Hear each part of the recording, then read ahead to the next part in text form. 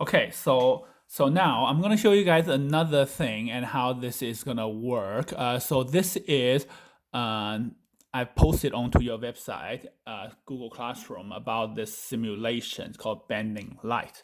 So you can look this one. You just click play, and it will show you how the refraction happens. So you got intro, you got prism, you got more tools. So we're gonna start with intro. So now what you can do is you can just press this button, then you will be able to see how the light is going to be bended over here. Okay, you can say this is the incident angle, and then this is the refraction angle. Okay, refraction angle, and some of the light will be reflected over here because light cannot travel through the surface 100%. So some of the light will be reflected. That's why when you're standing on the side of the water, you see some light, the water is shining, reflecting sunlight, but some light will get through, okay?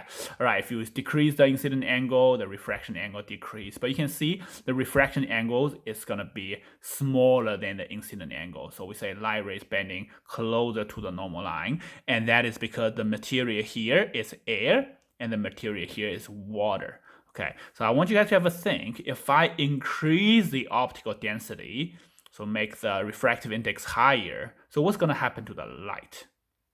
Okay, I can pause the video, have a think.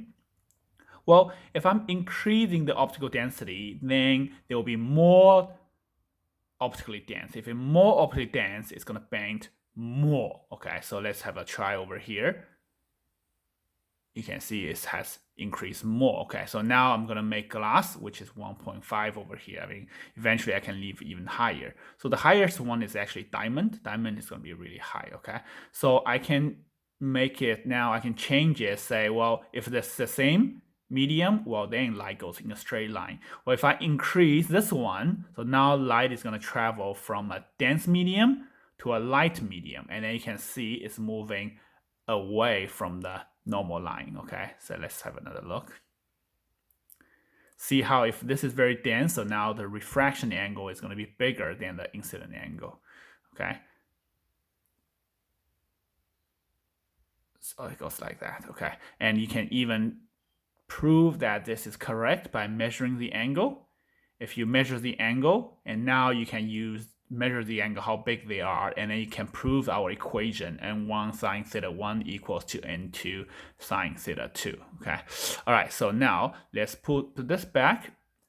Then let's have a look. Well, then you might ask, well, why does this happen, right? So we've said, well, refraction happens because light are changing its speed when it goes from this medium to that medium. So let's have a look of this one. If I click here, wave, then you can see now this actually becomes a wave. If I go in slow motion, I want you to look at the surface over here, okay?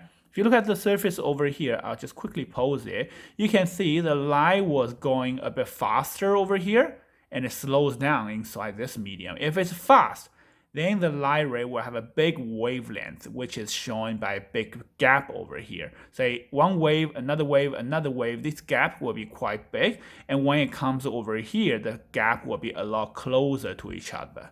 Okay, so a lot closer to each other, that causes this bending effect at the surface over here. Okay, so we'll learn a bit more about that in terms of how to draw it when we talk about the wave, the next topic, the wave properties. But for now, you can see how this is happening, and this is the reason why it's bending. Okay, and we'll learn more about that next in the next topic. So, but you can have a look now already to see this is happening.